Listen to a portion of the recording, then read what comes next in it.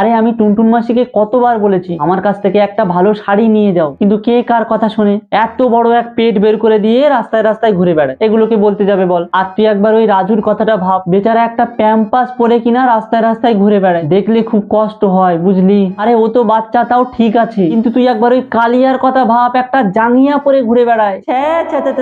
এত বড় একটা আদ্দামড়া বুড়ো বেহায়া বেটা ছেলে, লজ্জা শরম কিচ্ছু নেই, একটা কিনা জাঙ্গিয়া পরে রাস্তায় রাস্তায় ঘুরে বেড়ায়। আর আমি দুই এক সময় ওই জাগবুর কথা ভাবি, আচ্ছা তুই তো বাঁদর, তুই তো গাছে থাকবি, তুই তো গাছের কলা খাবি, তুই কেন রাজা ইন্দ্রবর্মার কলা? আরে হ্যাঁ রে, আমার তো মনে হয় ওই টুনটুন মাসির চরিত্রটাই খারাপ। না হলে তুই ভাব, রাজা ইন্দ্রবর্মার তো কোনো বউ নেই, তাহলে ইন্দুমতিটা হলো কোথা থেকে? শুনলাম রাজা নাকি টুনটুন মাসির কাছে লাড্ডু খেতে আসতো প্রতি বৃহস্পতিবার করে। আর তাছাড়াও রাজুরও তো ছোটবেলা থেকে মা বাবার কোনো ঠিক ঠিকানা নেই। আর ওই সন্ন্যাসী আছে না, ও আসতো নাকি লাড্ডু খেতে। মানে বুঝতে পারছিস বিষয়টা? খবরদার খবরদার, এসব কথা যেন কেউ না জানে। না না, আমি কাউকে বলিনি, শুধু আমার হোয়াটসঅ্যাপে